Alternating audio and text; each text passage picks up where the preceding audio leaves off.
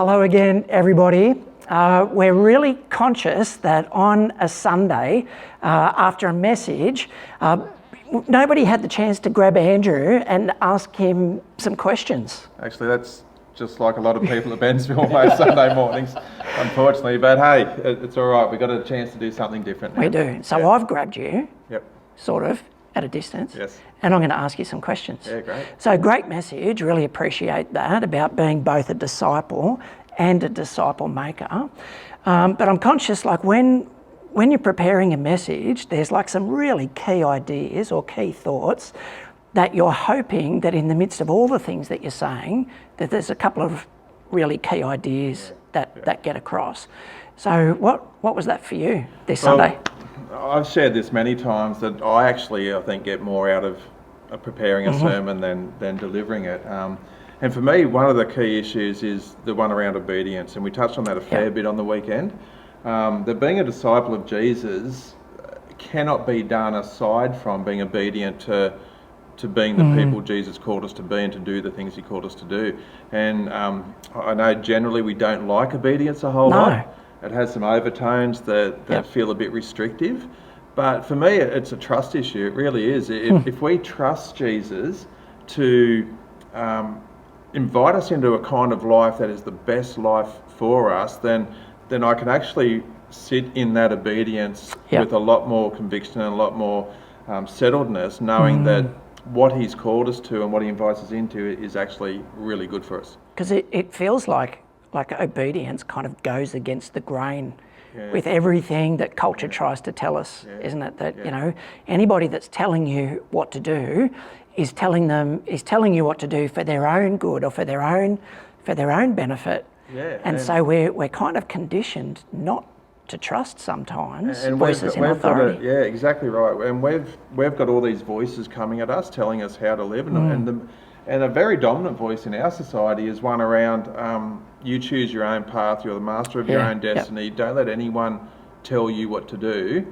And then Jesus is saying, hang on, no, I'm actually showing you and telling you the best way to live. So again, it is a trust issue. It's like the anti-obedience story, isn't it? That's right. So if we think then about being a disciple and a disciple maker, if we're a disciple maker, aren't we just telling other people to be obedient to us then? Not to us, that's a good point. Paul says it really well in his letter to the first letter to the Corinthians, where he says, imitate me as I imitate Christ. The whole idea of us being a disciple maker is helping point people to Jesus. So it's actually I don't want anyone to be like me. I think my wife would agree. She doesn't want any more of me walking around. Actually, she wouldn't mind that, actually. But it really is about pointing people to help them be in a place where they can become more like Jesus. The only one who is trustworthy. Yeah, the only one who is trustworthy. The only one who has our best interests at heart. So, just one more question. Well, so what? So what do we do? So what do we do? Like, if that's the message, what is it that you're hoping people grab and do? Look, I'd like to encourage people to try one thing. Maybe experiment with one thing. You might give yourself a week, 2 weeks, maybe even a month in the current circumstances to take one of Jesus' teachings. It might be his teaching to do not worry, or it might be his teaching to forgive. It might be his teaching to give generously.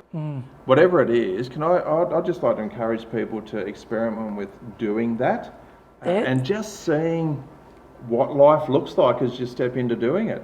It won't be easy. No. When you find it hard, just talk to God and tell him how you're feeling, that it is hard, but you want to do this. Maybe speak to a few people that you can be accountable to on this journey. And my advice is just give it a go and see if it doesn't make a difference in how you connect with God and others. I think that's really helpful. Just experiment. Like, you picked 3 really big ones. Don't worry. Forgive others. Maybe you might do a day of fasting while you're not going to the office, and it might be a bit harder to fast when you're stuck at home, actually. It could be. But there's a whole range of things in there. Just pick one, tell 1 or 2 people about it that you can be accountable to, and see how it goes. I reckon that's a great Yeah. idea. Encourage you to do that as well. So you get to do this to me next week. Absolutely. Look It'll be out. Great. Looking forward to it. All right. I hope that this has been helpful. Yep. See you next week. Bye.